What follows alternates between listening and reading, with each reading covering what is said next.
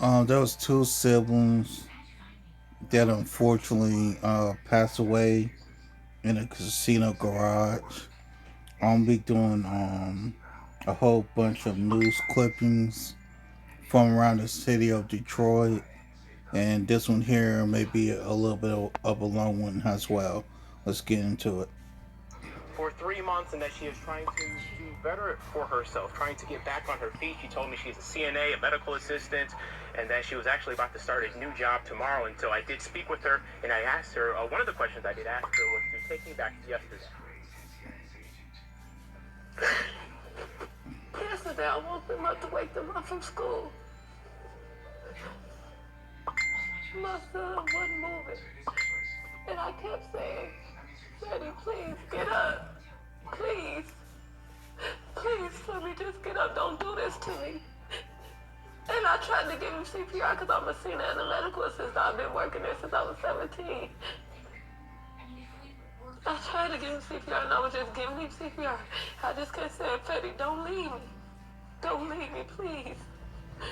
I saw the green and brown stuff come out of his mouth. I instantly rushed him to the hospital. I was yelling out the window, stop, stop, stop. We gotta get some traffic. My baby, he's dying. We get to the hospital. I told valet, can you go get some help? He took him on site. I had to come get help. They came to the car instantly, grabbed my baby out of his head, get a stretch. He's not breathing. Help. Cold blue. Everybody tried. I didn't even know my 2-year-old was dying. I was in it with my 9-year-old. And they brought her in right after they pronounced him dead. And my mama came to me, she said, Yaya. That's what we call her, but her name is Amelia. We just call her Yaya. And they said she wasn't breathing.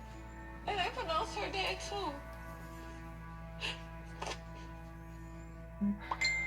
I asked everybody for help. I called out of state. I called cities I didn't know. I called cities people asked me to call. I even asked Detroit. I've been on cam list for the longest.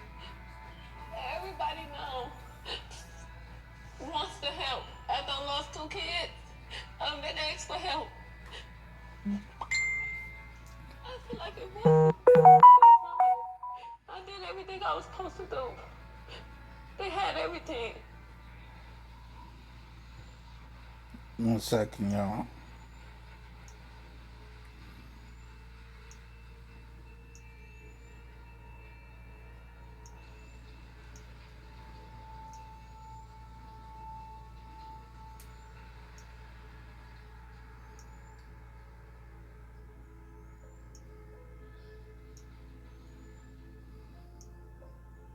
One second. Get back into it. They had everything. There we Everything go. they wanted. Only thing I didn't have was a house. They didn't have house or But from heat. So how electronics did to they have finance, and everything, they asked me man? for my kids didn't even get booked. I lost the one who made me a mother. I lost a 2-year-old. It hurt losing 2 kids in one night. You know, I don't wish this on nobody. And if you can get help, please go get help. Because I don't want nobody else to go through what I'm feeling.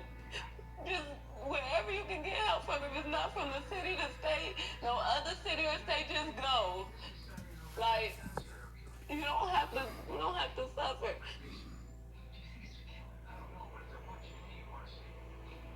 Very, very, very heartbreaking. The new McFall Brothers Funeral Home is covering the children's burial plans and funeral expenses.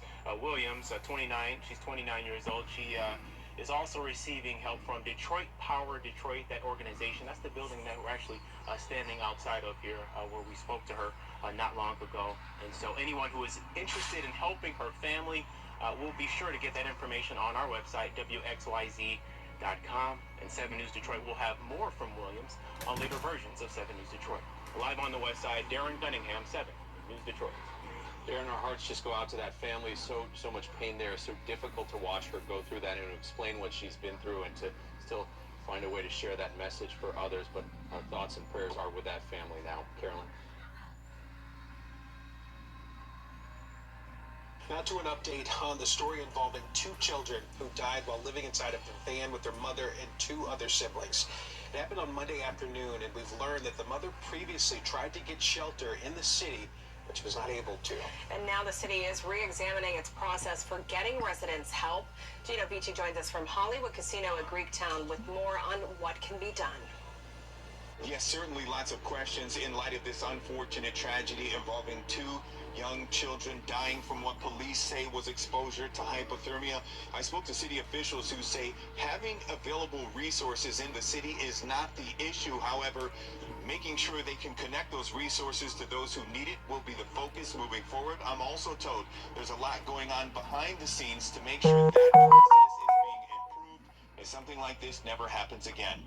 We understand there are many questions. The deputy mayor's office says it's Too many working questions diligently to support the family of 9-year-old Darnell Curry and 2-year-old Amelia Curry after both children died on Monday.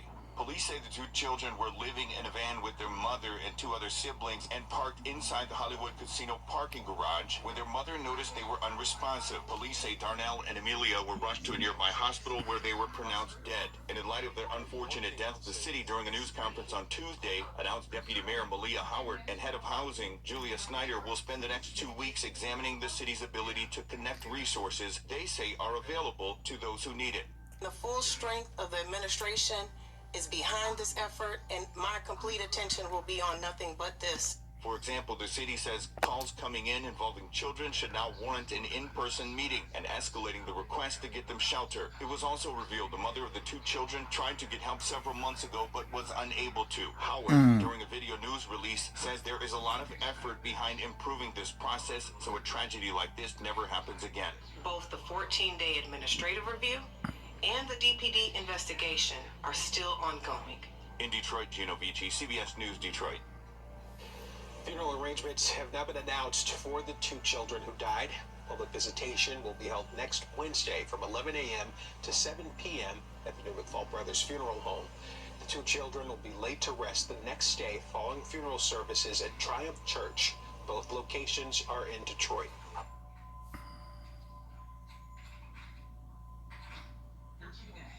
and this is the father.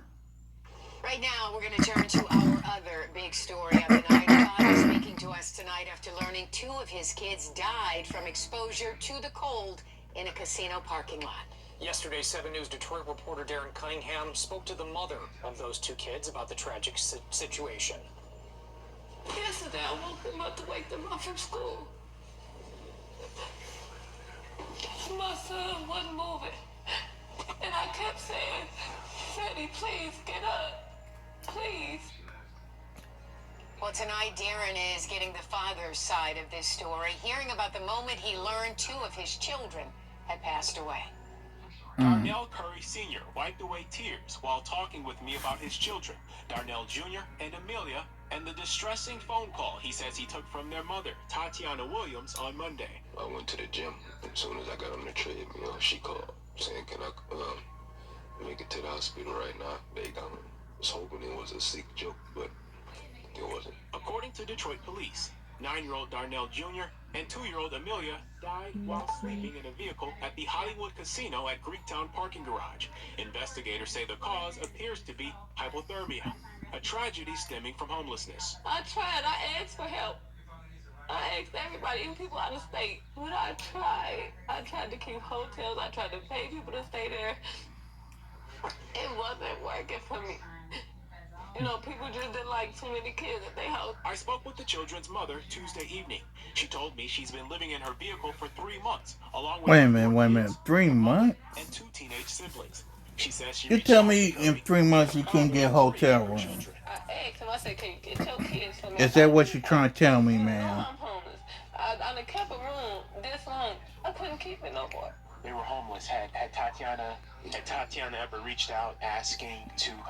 No, she did not. All she said was, can I get them? Can I get them? Just to get them, and can I get them? Because y'all homeless, that's two different things. She said she had been homeless for 3 months. See, that's what I saw about 3 months, but she ain't never said nothing to me. Nothing. So all them... Bro, you still should have took your kids. Cut all that. No, she did not. Hold on. Curry, who lives in Novi, says Williams never specified why she wanted to drop their kids off to him. She just asked, can I get them for a couple of days? But I told her I'm working and all that, and I'm out here. We're not close to each other, so I couldn't. But she knows all my family is right around the corner from her. Did she reach out to any of your family? No, she did not. And she knows she could have. Like we always used to do. He says the last time he held his children was a month or two ago, and that they typically FaceTime. Moments he will miss. And there's a, police investigation into this. What is it you would like to see come of this? Obviously, nothing's going to bring back your 9-year-old and your 2-year-old. This here is negligence, bro. I don't care what none of y'all say. So whatever. This here is straight negligence. No, you cannot get them back. Our heart aches for this family. I mean, there's so many people reaching out, trying to help. And I would just say, to anybody in our community, if your children are cold and go inside somewhere, beg for help if you can, so nothing like this ever happens again. And as I learned today, there are shelters in those kind of situations, even if it's not ideal.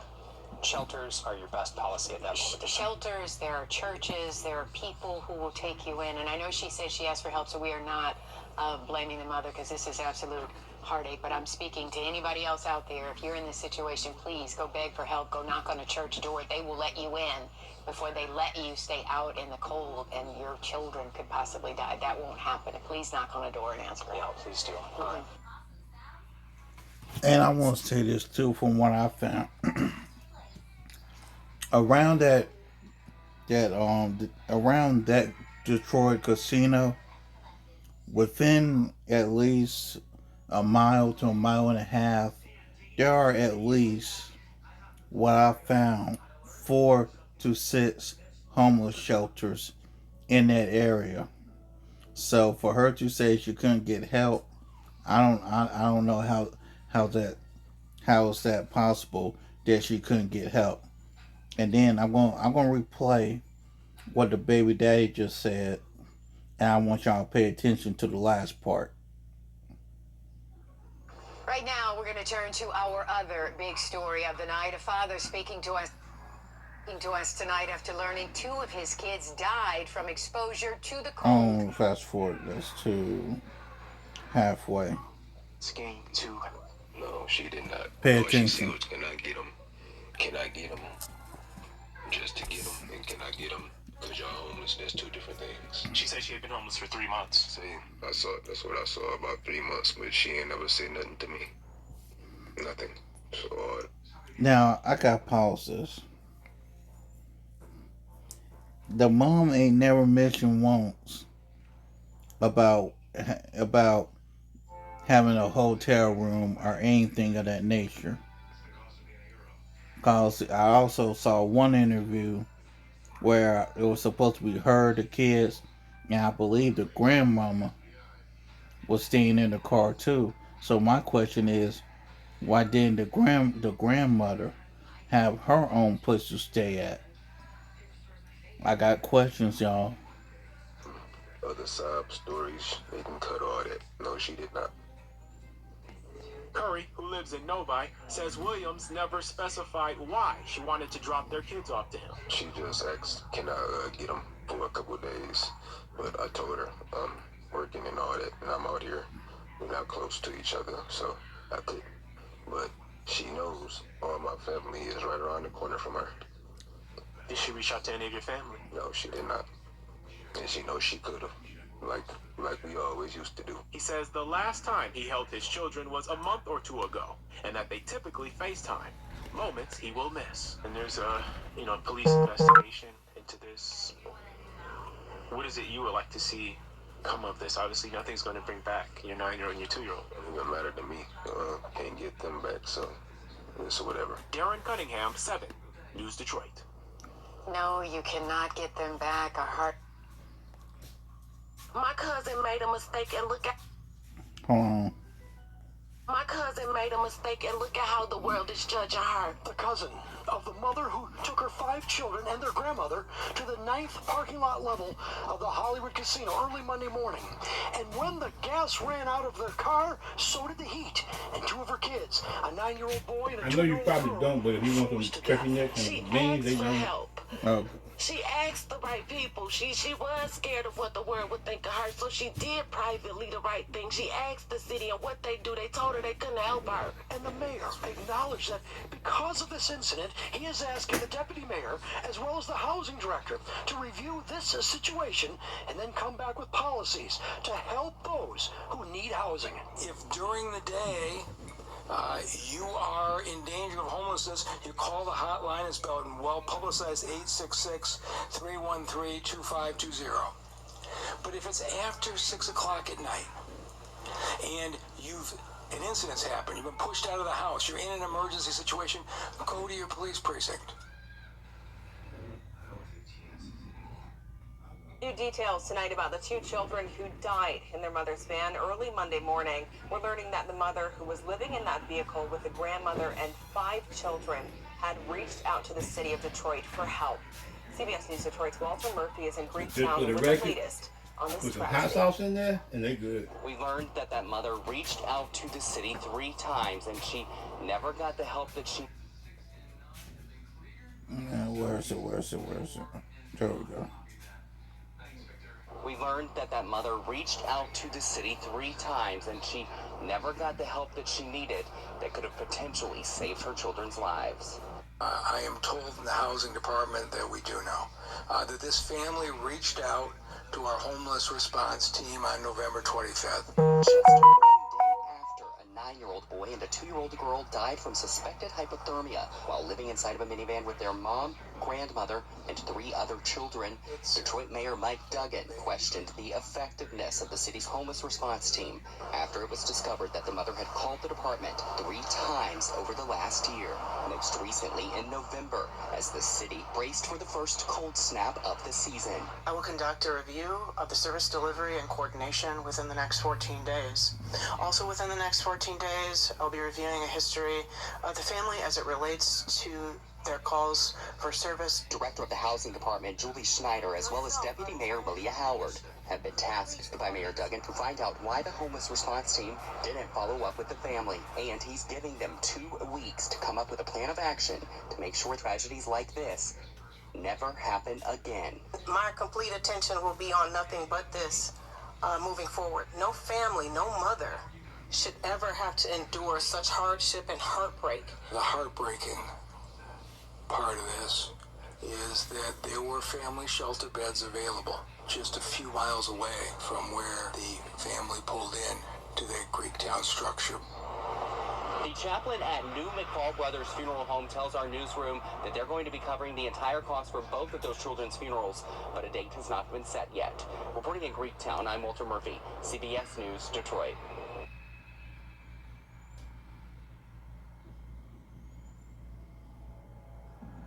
And this is okay, I can't quite. Here we go. This is the full presser. Tragic situation that happened with 2 of our young people, children that preliminarily. I hope y'all can hear it. Froze to death.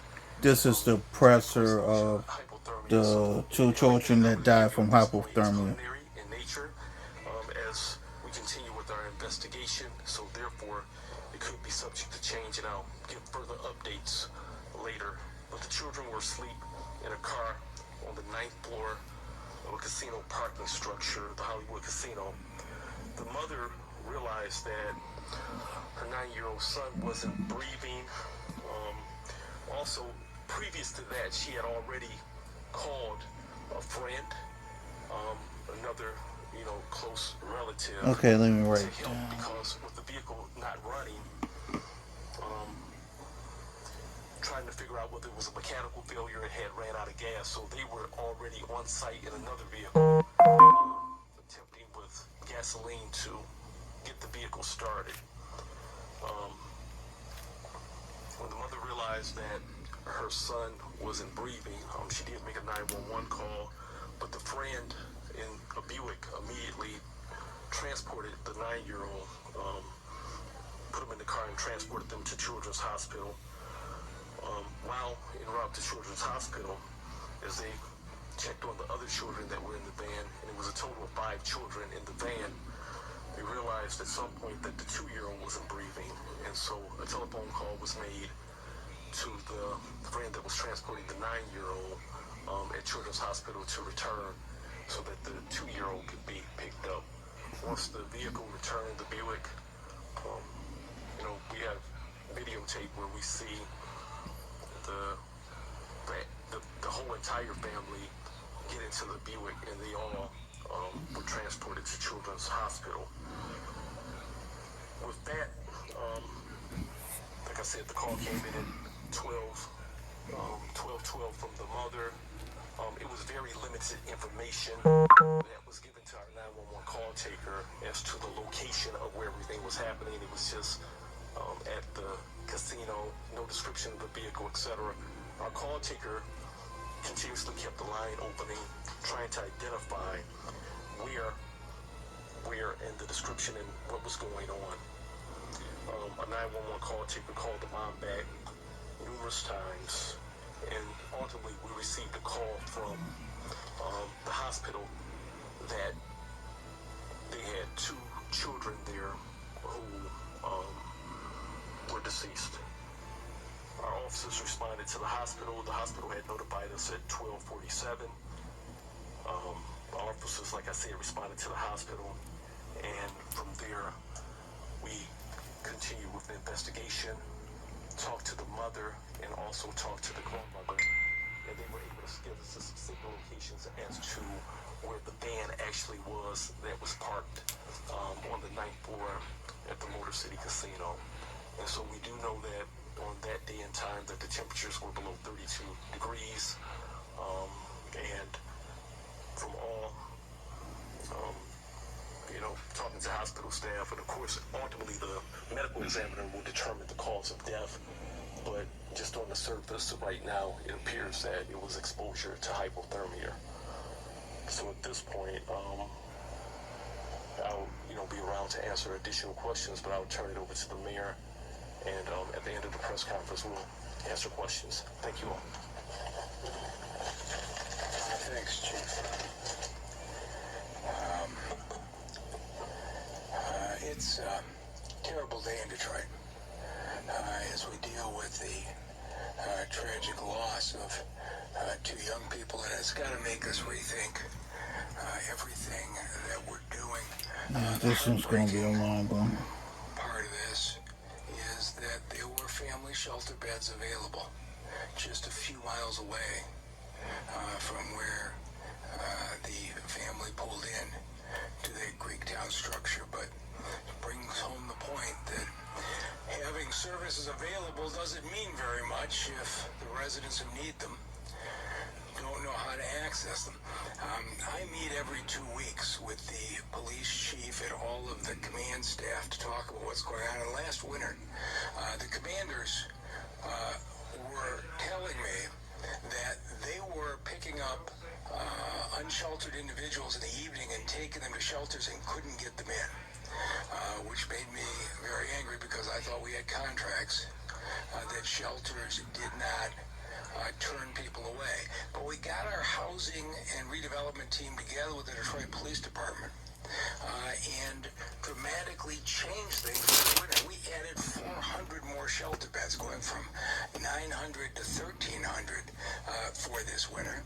And then we added another 110 drop-in beds. And drop-in beds are really important because while a shelter may be full, the drop-in center will take an individual any time of the evening and never turn anybody away. And 75 of those beds were family beds, exactly the type we needed here. And then we added a third piece. The angels of this city are our homeless outreach workers.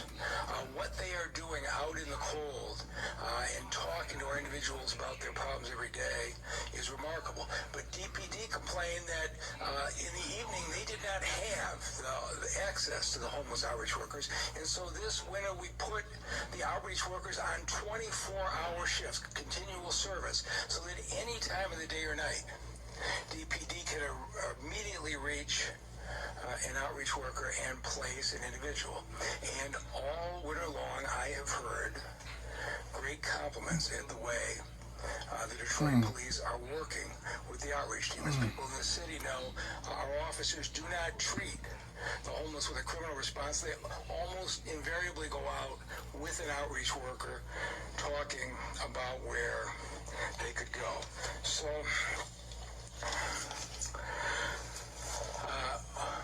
as we look at what happened here, we know this has been a lot colder winter. And the details I'm going to give you are also preliminary. Chief Bedison is examining the side from the police department, but we're also going to examine everything that happened here from a housing services standpoint. And so we're only 18 hours into this, and what I say may turn out to change as we go. But here's what I am told from the housing department that we do know, that this family reached out to our homeless response team on November 25th. They had reached out earlier in the summer and even back into the previous year, but reached out on November 25th essentially saying they had been living with the family. They were no longer going to be able to keep living with that family and needed a place to go. And in the course of that conversation, there was no resolution reached on where they would go. And one of the things that's important when you call our homeless services folks is that if it's an emergency situation, we send out one of these outreach workers, because when you're on the telephone, you have people with complicated problems. Sometimes it's hard to figure out exactly what the circumstance is. Is it an emergency? But when a homeless outreach worker goes and lays eyes on the family and sees what's going on, they know exactly what to do. For whatever reason, this wasn't deemed an emergency that caused an outreach worker to visit the family. 3 weeks later, we opened the Family Drop-In Center on December 16th. It was exactly the type of situation we opened it for. We were opening it to be ahead of the worst temperatures of the winter. At least as far as we've been able to determine so far, the family never called back again for service. And as far as we've been able to tell, our homeless staff never proactively reached out to say, what happened with your situation? Was it resolved? Or to indicate that there might be a room available. And so we have to make sure that we do everything possible to make sure that this doesn't happen again.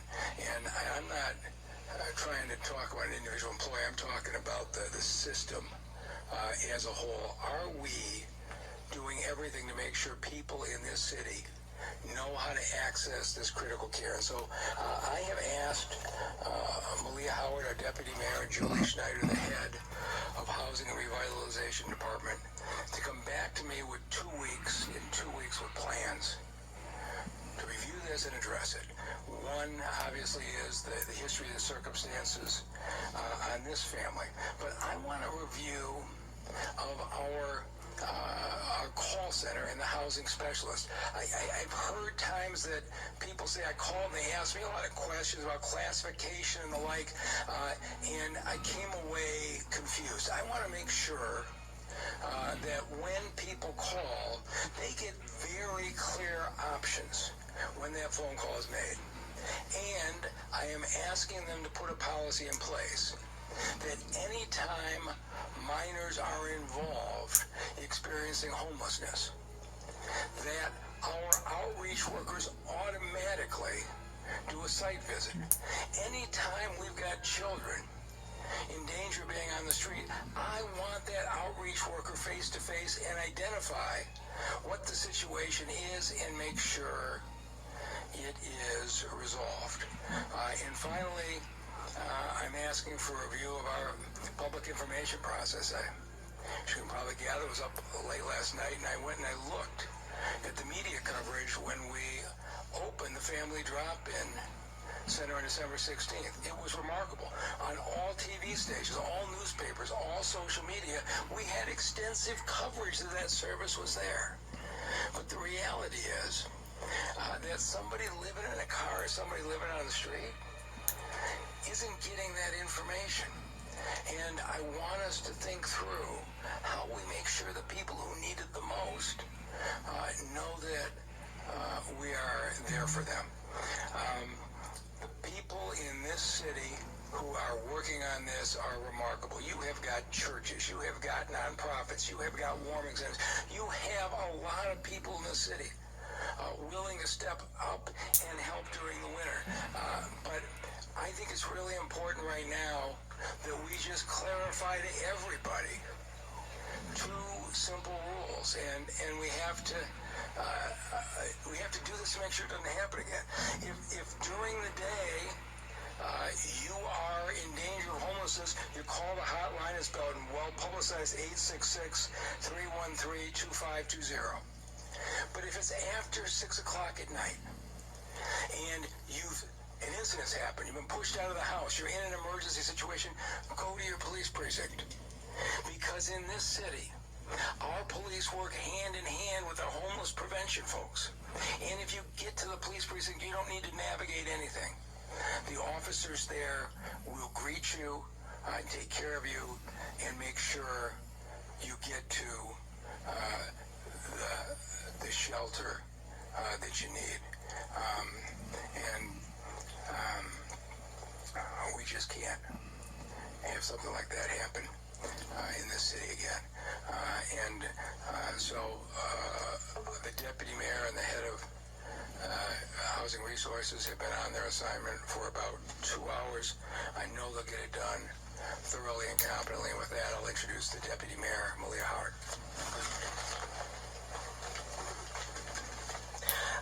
Thank you, sir.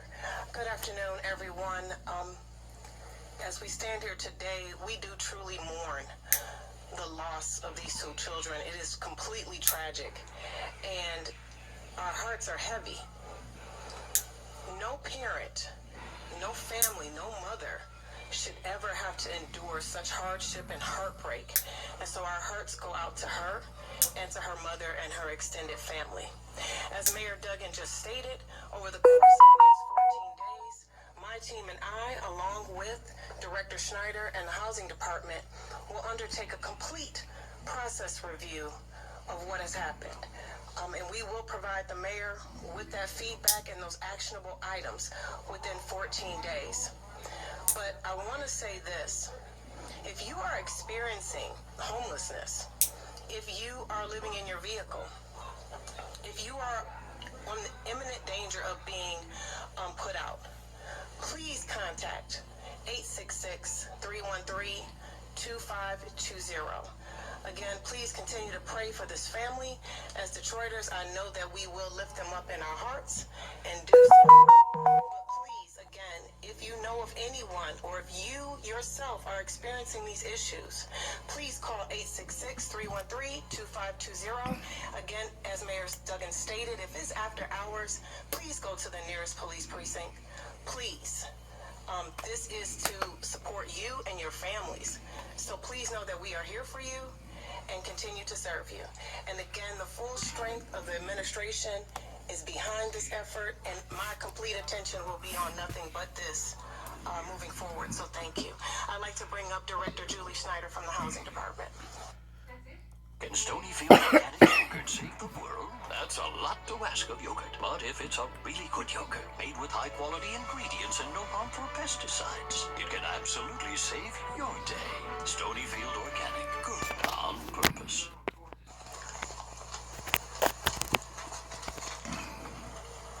Hello.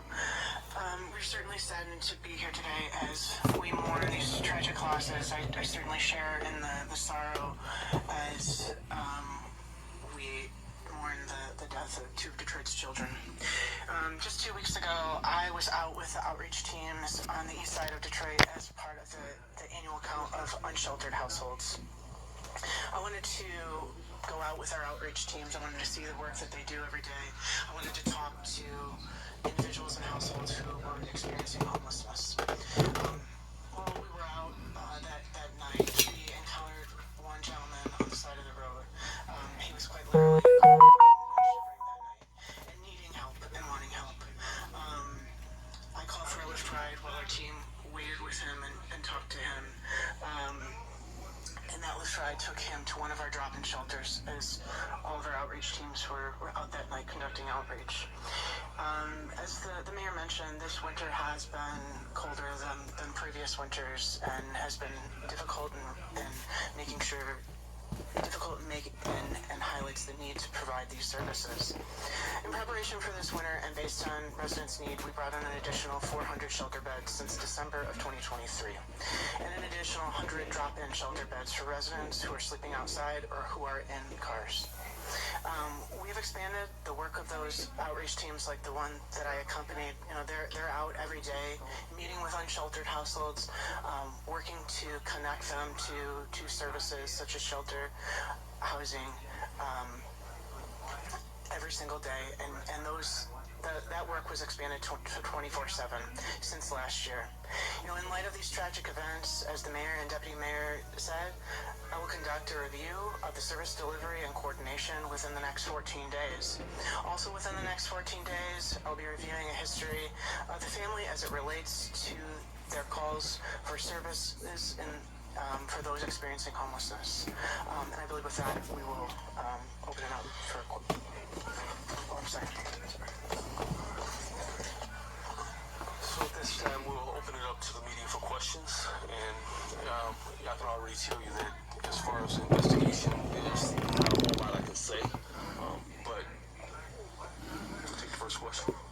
Faraz from Channel 7, just a couple of things. Could you shed some light as to how many people were inside the van, and ages as well, please? It's a total of a total of 5 children and 2 adults that were inside the van. Would you be able to share ages? I'll have my team get the ages to you. What's the ages? Yeah, 13 to 2. Is anyone detained right now? No. Okay. And I guess, Mayor, this is probably a question for you, and you kind of partially answered that by 2 simple rules that you mentioned. I have experienced quite a few homeless people who are experiencing homelessness reaching out to me over the years, kind of trying to understand what options they have. And, I've helped some, I've tried to get help for some, but, there's always this roadblock. Either they don't have the information because probably they're not watching, television, or they're not on social media, or when they do call some of the numbers that are designed to help these folks, they don't receive the help. And they're frustrated, they're sad. What would your answer be for those people who try to utilize the services, but they've just been let down? When we entered this winter with 400 more shelter beds and the 110 drop-in beds with a contract that nobody is turned away at the drop-in shelters any time of the night, the service is there. We have got to do a better job of educating folks on the fact that the service is there and getting people to it. And we've educated the police department, we've educated the outreach workers, and I think you can help us continue to educate the public. Is that more that perhaps the city can do?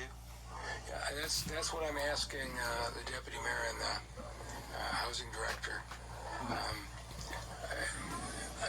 I think the key is, and I think I said this, the beds have to be available. We have to put eyes on these families experiencing homelessness with our professional outreach workers.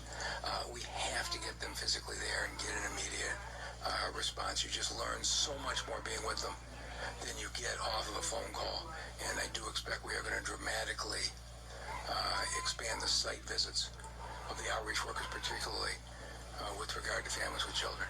do we have enough outreach workers? We will do whatever we have to do, so we're already working on it, but we just added a second shift to outreach workers in the evening. I'm confident. But again, they have 14 days to have their report, but I am very confident one of the things they are going to accomplish is to make sure families with children have visits. Ed White from the Associated Press. Chief, can you explain the significance of the casino garage for this family? Why they ended up there? I'm wondering, I'm not familiar with that 9th level of the garage. Is it somewhat isolated, and that perhaps prevent maybe passersby or others from seeing the van and what might have been going on? What was the significance of that site? So I definitely don't want to speculate, but in having a conversation with my detectives that interviewed the mother and the grandmother, and don't want to get too far into actually what was said, but I will tell you that at the casino is definitely free parking. It has an aspect of safety to it if you're going to be sleeping in a vehicle. And then another aspect of it is you're able to go inside the casino and utilize restroom facilities. Did they do that? Did you know if they went in the casino At some point, I was told that by my detectives that yes, they would utilize casino restrooms. I guess that raises another point. Did anyone from the casino see them at all? I'm not gonna. Was there an opportunity there to intervene? I'm not going to. The investigation is ongoing, and so definitely don't want to do anything. And I'm not going to go into a lot that I do know, just based off of the fact that I want to give this mother dignity, and I'll just present the facts to the Wayne County prosecutor and allow her to do her job. So. Chief, with this ongoing investigation, is the city now providing this family some resources, housing, or any other resources? So, of course, you just heard from the mayor of this whole team right here. There are resources, and at this particular point, the children... Okay, I won't go messing with Sean, because this guy here really just telling us what we already know. I'm sorry? The deputy mayor will be coordinating that. Hold on. And follow up on his question, do you know how long the family had been seeking shelter at that parking garage? Was yesterday an isolated incident, or had they been seeking shelter there over days? They moved around from various casino parking lots, so that wasn't the only casino parking lot that they would sometimes camp in or stay. Thank you. Hi, Chief. This is Andrea from the Detroit Free Press. I just have a couple of quick questions. First, you had mentioned that you were presenting facts to the Wayne County Prosecutor's Office. Does that mean you were investigating for potential criminal liability here? We not necessarily. We, it's so early in the investigation. We're just going to present the facts, and so it doesn't necessarily mean criminal. Sometimes it can mean negligence, but we don't make charging decisions, and we can't even determine the cause of death. And so just like of course, the medical examiner will actually determine the cause of death. We suspect that it's hypothermia, but it could come back being something completely different. And so we're going to present the facts to the prosecutor, but at this point in time, we have sent nothing to the prosecutor. And then just a clarification on timeline. So a family friend was already at the garage helping out with the car when the mother, found out about discovered her 9-year-old son wasn't breathing. The family friend took the child to the hospital, and that's when, was it the grandmother that reported the 2-year-old that was not breathing, or was it the mother?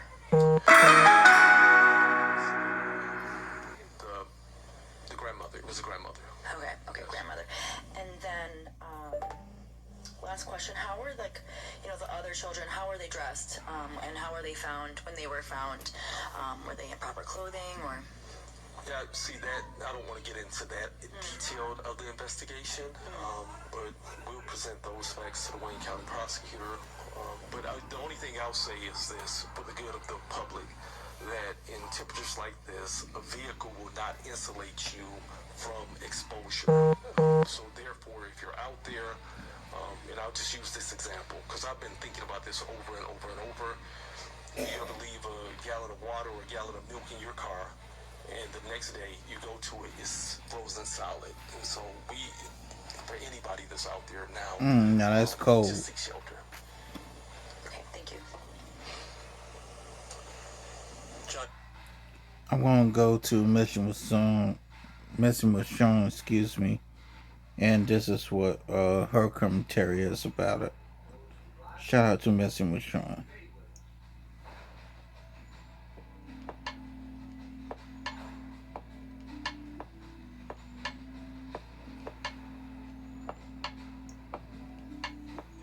Darnell Curry Sr. wiped away tears while talking with me about his children, Darnell Jr. and Amelia, and the distressing phone call he says he took from their mother, Tatiana Williams, on Monday. I went to the gym. As soon as I got on the treadmill, she called saying, can I make it to the hospital right now? They was hoping it was a sick joke, but it wasn't. According to Detroit police, 9-year-old Darnell Jr. and 2-year-old Amelia died while sleeping in a vehicle at the Hollywood Casino at Greektown parking garage. Investigators say the cause appears to be hypothermia, a tragedy stemming from homelessness. I tried. I asked for help. I asked everybody, even people out of state. But I tried to keep hotels. I tried to pay people to stay there. It wasn't working for me. You know, people just didn't like too many kids at their house. I spoke with the children's mother Tuesday evening. She told me she's been living in her vehicle for 3 months, along with her 4 kids, her mother, and 2 teenage siblings. She says she reached out to Curry, who's the father of 3 of her children. I asked him, I said, can you get your kids for me? I said, I need help. You know I'm homeless. I done kept a room this long. I couldn't keep it no more. They were homeless. Had Tatiana ever reached out asking to... No, she did not. Well, she said, can I get them? Can I get them just to get them? And can I get them because y'all homeless? That's 2 different things. She said she had been homeless for 3 months. See, that's what I saw about 3 months, but she ain't never said nothing to me. Nothing. So all them other sob stories, they can cut all that. No, she did not. Curry, who lives in Novi, says Williams never specified why she wanted to drop their kids off to him. She just asked, can I get them for a couple of days? But I told her I'm working and all that, and I'm out here. We're not close to each other, so I couldn't. But she knows all my family is right around the corner from her. Did she reach out to any of your family? No, she did not. And she knows she could have. Like we always used to do. He says the last time he held his children was a month or 2 ago, and that they typically FaceTime. Moments he will miss. And there's a, police investigation into this. What is it you would like to see come of this? Obviously, nothing's going to bring back your 9-year-old and your 2-year-old. It doesn't matter to me. Can't get them back, so. All right, so we talked about this briefly, and now I see that there's more information. I guess this is the interview from the father. Let me read the caption from the Neighborhood Talk. Neighbors get into this. The father of the 2 children who unfortunately passed away due to homelessness is speaking out about the tragedy. I like how they want to say it's because of homelessness is the reason that they are deceased. That's not the reason. The reason is hypothermia because there was no heat. So there was exactly her mama, 4 kids, and I don't remember if they said someone else. Darnell Curry Sr. claims that even though he and the children's mother, Tatiana Williams, aren't close, if she would have admitted to being homeless, he would have helped her. During the interview with WXYZ, Curry recalls when Williams first called him about his children passing away, blah, blah, blah. In her interview the day prior, Williams claimed that she reached out to Curry for him to pick up his children to give her some relief, but he didn't do it. Curry now says that she did call him. New Airwick Advanced plugin. Sorry about that. For fragrance, you're sure to notice. Him to ask him to get him, but she didn't specify that she was homeless because if she did, he would have stepped up. All she said was, can I get him? Can I get him? Just to get him. And can I get him because y'all homeless? That's 2 different things, said Curry. With Curry's family reportedly living close to Williams, he expected her to possibly try to reach out to his family, but according to Curry, she didn't. Now he has a void in his heart that he believes he will never heal from. Even after seeing his video, let me just say that there's a problem in the community that the community don't want to talk about. There is a problem in the community that the community does not want to talk about. Y'all rather be out here bullshitting about DE and I instead of addressing the fact that the black community does not value family and staying together and having children appropriately. It's everybody all willy-nilly doing whatever the hell it is that they want to do, and everybody having a good old time until these kids get out here. Then nobody wants to take responsibility for them and then blame somebody else, God forbid, when something happens to them. Again, rest in peace to both of these daggone kids. So my question is, what happens to the other two? What happens to the other two? Sir, you need to take your other kids, since you're talking about, basically, it sounds like you could take care of them. And then where the other father for the other daggone kid? What is exactly going on here? This sounds like all completely dysfunctional on everybody's daggone part. And y'all don't think that most of these kids live this way because there's too many people talking about, I can do it all by myself. Then you can't do it by yourself. Then you're out here blaming everybody else for the reasons why you couldn't take care of your own daggone family. So we don't want to talk about families being together, coming together, getting married, having a core family, and doing what needs to be done for said family. But it's okay to just be out here randomly having effing kids, and then when somebody ain't stepping up, then you blame them because you okay with just getting pregnant just because. Single motherhood is a problem in the community, even if the community doesn't want to recognize and realize it. That's why the kid down there in daggone DC with Mr. Lewis was out all hours of the daggone night, because wasn't no damn daddy. Let's not act like that's not most of the daggone problem. I know. Crust, dust, must, rust, ashy ass bums. Why is it that it's always every man is crust, dust, rust, must, ashy ass bums? I was able to find a man, so help me understand why no one else can, Bueller.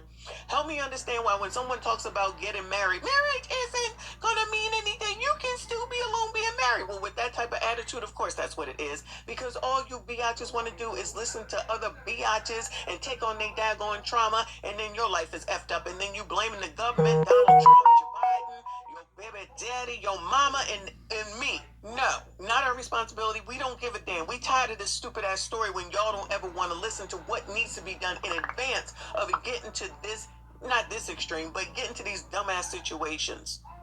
Continue to say that you can do it all by yourself and you a good mama and you don't need no help and you don't need no man and he was a narcissist and he was an A-beer and he was this, he was that. He was good enough to open up them legs and take all that pleasure. Then all of a sudden it's a problem. You don't know what you're doing. You did it wrong. It ain't right. You ain't ish. You toxic. You this, you that. All them things, back to you. Because you allow that to be. All this, everybody changed after somebody got pregnant. Child, please. The person was who they were beforehand. The person is who they are afterwards. There's less chance of that being the case than it is more so. More people are who they are when you're getting to know them and you going ahead and taking that pleasure than after you get daggone pregnant. Nobody believes in birth control. Nobody wants to talk about birth control. Nobody wants to talk about how not to have kids. Y'all gonna figure out a way to blame the government because you couldn't get your ABs, of course. Now, mind you, these kids is too old for all that, but we know that you have no daggone deductive reasoning skills at all. So let's go ahead and continue to act like there's not a real problem here, and it's not fucking Target, it is not DEI, it's the fucking core ass family of the daggone black community. Until somebody wants to realize that and discuss that and figure that out and change that shit, none of the rest of this shit will change. So you listen to Clown L, Ricky, Roland, all the rest of them talking about everybody's effing racist and that's why you can't do shit and it's about that shit, yada yada yada. Stay in the same daggone place, keep making the same daggone mistakes and blaming some damn body else, child. I don't even know if there's a point in reading these daggone comments.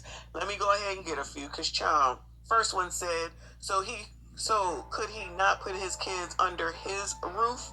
My thing is, why he don't know she's homeless though? He got a nerve to have a GoFundMe. He should have took them kids and she would have to fend for herself. Them kids didn't know no better. Lock him up for not caring for them, but want to be on somebody's news. He failed them kids, at least she tried to get some help. Rest in peace to them babies. So this is another example of everyone just believing what she says. Am I the only one seeing this? Everyone's just believing what she says. They're in her care. Like, we don't watch Kendra G and all the rest of these dating channels where these women are talking about that man is toxic, he ain't nothing, we moved on, we don't need him, I'm looking for a new man, yada. So we're just gonna ignore all that? Now, that's not me defending him, but the fact that they always believe these women and always want to down the damn man in every single situation is the bias, which is the reason why the community has an issue. Let's back it on up to when these two was having all that pleasure and everybody was having a good old time. Why didn't anybody get married? Why didn't anybody require a marriage? Why didn't anybody require a commitment? Why didn't anybody decide that we're going to work together, pool money, save together, build together, get a home together, then have kids thereafter? You know, planning Yep. shit. No, Marry before you carry. to act like just do whatever you want. Just do whatever you want.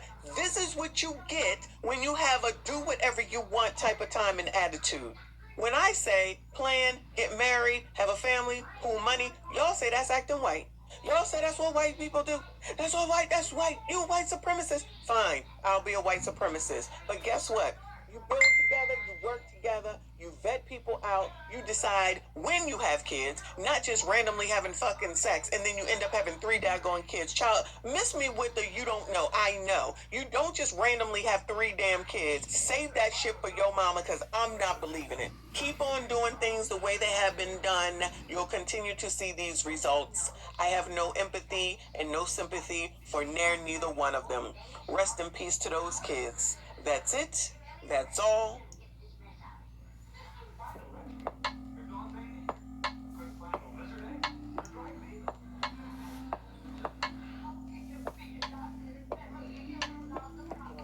Yesterday, 7 News Detroit reporter Darren Cunningham spoke to the mother of those 2 kids about the tragic situation. Yesterday, I woke them up to wake them up from school. My son wasn't moving. And I kept saying, Freddie, please get up. Please. Well, tonight, Darren is getting the father's side of this story, hearing about the moment he learned 2 of his children had passed away. Darnell Curry Sr. wiped away tears while talking with me about his children, Darnell Jr. and Amelia, and the distressing phone call he says he took from their mother, Tatiana Williams, on Monday. I went to the gym. As soon as I got on the treadmill, she called saying, can I make it to the hospital right now? They was hoping it was a sick joke, but it wasn't. According to Detroit police, 9-year-old Darnell Jr. and 2-year-old Amelia died while sleeping in a vehicle at the Hollywood Casino at Greektown parking garage. Investigators say the cause appears to be hypothermia, a tragedy stemming from homelessness. I tried. I asked for help. I asked everybody, even people out of state. But I tried. I tried to keep hotels. I tried to pay people to stay there.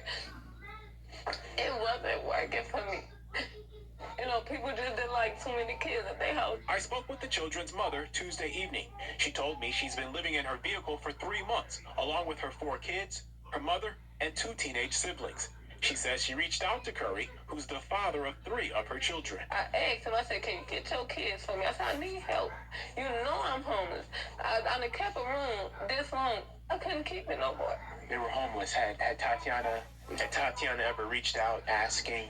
Let me just pause this for a second. So we're just going to ignore the fact that there was her, 4 kids, her mother, and 2 siblings. So we're just going to ignore all that. And here's my question. Why didn't the grandmother have her own place to stay at? Why did the grandmother not have her own place to stay? Just asking a question. And just blame the father, right? So what is going on that no one can pool their money together and figure out so it was all on Tatiana to take care of 4, 5, 6, 7 people and 8 including herself? So it was all on Tatiana. So somehow, somewhere it becomes this dude's responsibility because 8 people, and we don't know if the other 2 siblings are adults or not. Now all of a sudden it's their responsibility. It's Tatiana's responsibility to take care of all these people. There's a lot of stuff missing from this daggone story. Nobody wants to hear that part. The blogs will only play the part where this man allegedly looks bad. I don't know if this is the video that plays that part where she said she gave them everything that they wanted. She just couldn't give them a home. No one has a problem with that statement. Curry, who lives in Novi, says Williams never specified why she wanted to drop their kids off to him. She just asked, can I get them for a couple of days? But I told her I'm working and all that, and I'm out here. We're not close to each other, so I couldn't. But she knows all my family is right around the corner from her. Did she reach out to any of your family? No, she did not. Where are the family to come out and Yeah. corroborate or deny Where's the what family? was just said? Because she said that she reached out to everybody. Now, I just played a clip from her family. Why isn't there no clips from his family? Again, I got questions. If his family was right around the corner, then I would expect them to say that she reached out to them as well. But, you know, no one wants to get the whole full story of anything. Everybody just wants to react and say, poor, woe is mom. And listen, I can't imagine losing a kid, okay? Any of them. No how, no way, no matter how much of a pain in the ass they are. I don't want to know it. I cannot imagine it. When you're going to start blaming people, then we need to get to the bottom of it if everybody wants to start blaming people. Because we need to be asking fucking questions instead of going and saying that it's his fault or it's even her fault. Why is she responsible for her mama and 2 siblings?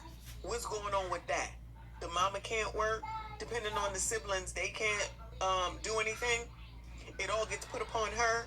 And through the transitive property, now all of a sudden it's all his fault. I know everybody's going to try to also blame Trump and the government and all that stuff, even though she's been homeless for 3 months. Why are we homeless? It is not. I've said this, I don't know how many times. Understanding that people need help when they need help.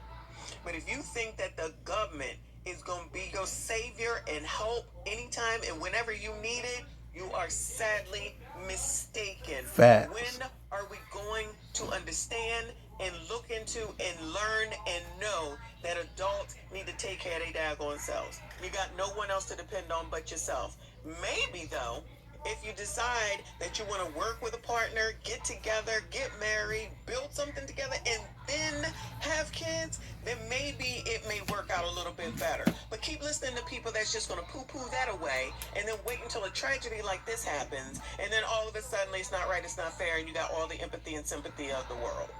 Everybody who know me know I worship the ground and kids walk though. The 29-year-old mother of the 2 kids that likely froze to death Monday in the parking structure of the Hollywood casino. Maybe I asked the wrong people for help, but that was the only thing I did wrong. Tatiana, remembering how many times she reached out for a place to live, she asked the father of the 2 kids that died. He had an excuse every time. Either he's working, they can't come where he living.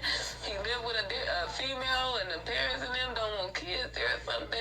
She also asked the city. So it's okay for her to have a reason and excuse, but it's not okay for him to have a reason and an excuse. 4 kids is a lot. 4 kids is a lot to take on for anyone.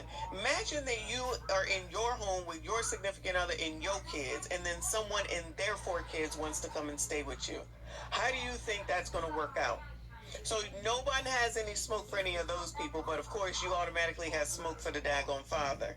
Yeah, he probably did move on with whoever was next, but we okay with that. See this dysfunction in the community that no one wants to talk about, nobody wants to address, nobody wants to put any parameters in place or try to rectify and fix. Just say it's white supremacy, discrimination, and racism now.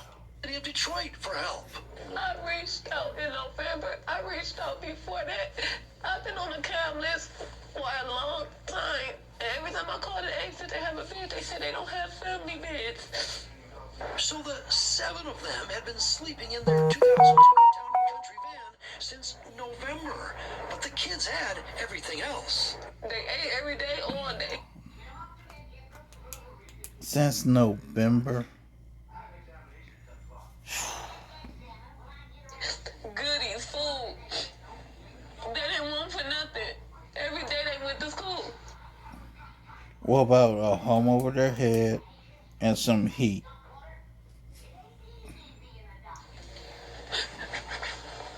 I had one mistake. And the kid's grandmother, 49-year-old Yvette Goodman, was also in the van that day. Did the van run out of gas? I have no idea what happened. 49 years old and she have no idea what happened. She the whole mother and grandmother and she had no idea what happened. We gotta act like we know what's going on around here. We can't just be saying, oh, it's his fault automatically. I'm not saying that he is absolved from everything.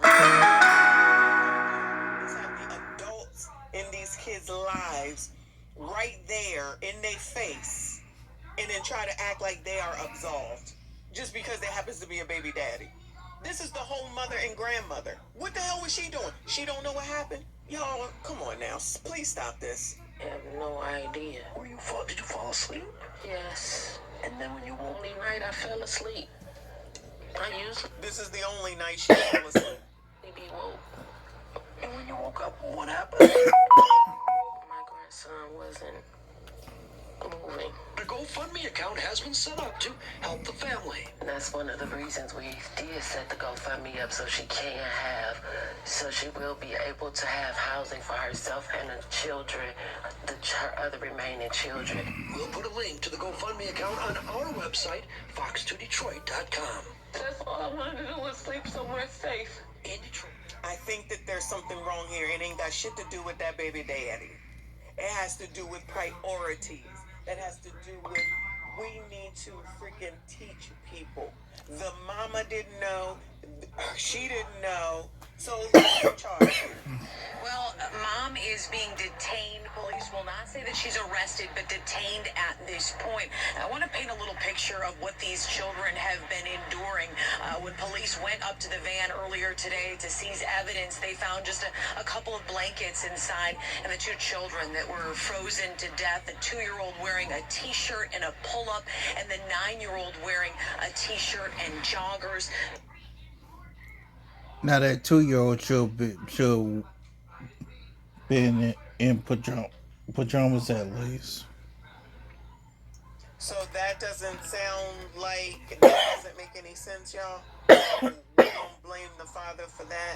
We're gonna pull up in a T-shirt in Detroit in the middle of winter. So the kids didn't want for anything, according to what she said. They had everything that they needed, iPads and everything else. She just couldn't find them a home. It sounded like they might not have had any clothes either. But looking into it more and more, you see a bigger picture of what the F it is that it was going on. Police say this is now a full-blown criminal investigation. This was unnecessary. It didn't have to happen this way. Investigators shaken at this unimaginable tragedy. One phone call could have prevented it all. Damn right. His child not breathing. They are at Greektown Casino parking structure. Around 1 a.m. Monday morning, a gray minivan pulled into the Hollywood Casino Greektown parking structure, parked on the 9th floor. Either it ran out of gas or had a mechanical issue, leaving the family of 6 without heat. Around noon, the mother inside the van, along with 5 children, noticed that one of the children wasn't breathing. So they pulled in at 1 a.m. and then not until noon did she notice that something was going on with the kids. No one wants to look into this. 1 a.m. they pulled in. They could have went inside the damn casino. 1 a.m. till noon. In a pull-up, and a T-shirt, and a jogger, and a T-shirt. I wish that hadn't have happened. The 2-year-old wearing a T-shirt and pull-up. The older child in a T-shirt and jogging pants. Only a couple blankets in the car. The other 3 children also checked out at the hospital are expected to be okay. Yesterday, I woke them up to wake them up from school. At noon? My son wasn't moving. And I kept saying, Freddie, please get up. Please. Please, get up. Don't do this to me. And I tried to give him CPR because I'm a senior and a medical assistant. I've been working there since I was 17. I tried to give him CPR and I was just giving him CPR. I thought she didn't have a job and she was about to start a new job, but she's been working there since she was 17. Is that not what I just heard? Yeah, I just kept saying, Freddie, don't leave me. Don't leave me, please. This is a case of negligence at best. This is negligence. Negligent mama. All the green and brown stuff come out of stuff.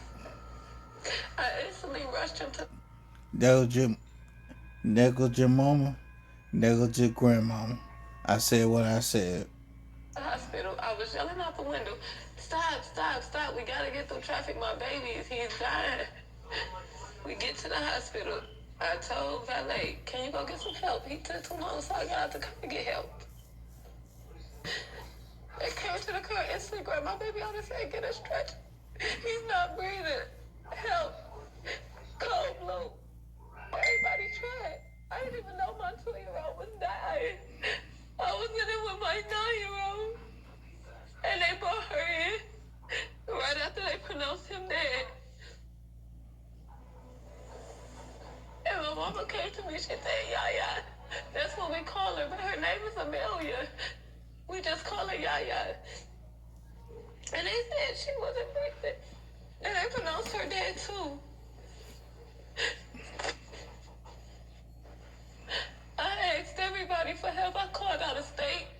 I called cities I didn't know. I called cities people asked me to call. I even asked Detroit. I've been on care list for the longest. Everybody now wants to help. After I lost 2 kids, I've been asked for help.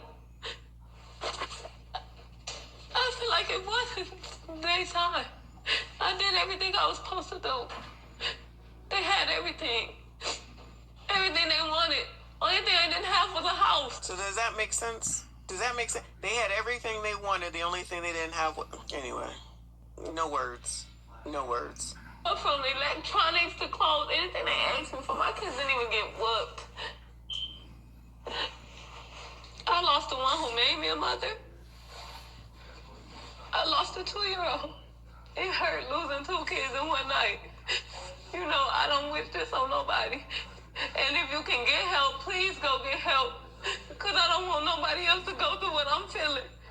Just wherever you can get help from, if it's not from the city, the state, no other city or state, just go. Like, you don't have to suffer. Y'all about this story just don't sound right to me. I don't know what it is. These facts, this timeline, this story just doesn't make sense to me. Now, obviously, we know that there are 2 children who are no longer here, and that's never any good. But these people live in Detroit. They are in a vortex, if I'm not mistaken, right now. The kids in there with clothes on. They got a few blankets for 8 people in there. The grandmother don't know what happened. The mama woke them up for school at noon. It's the father's fault. Go get help. Just go on out there and go get some daggone help. Nobody helped. I went everywhere, did everything right. I gave them everything they wanted. I gave them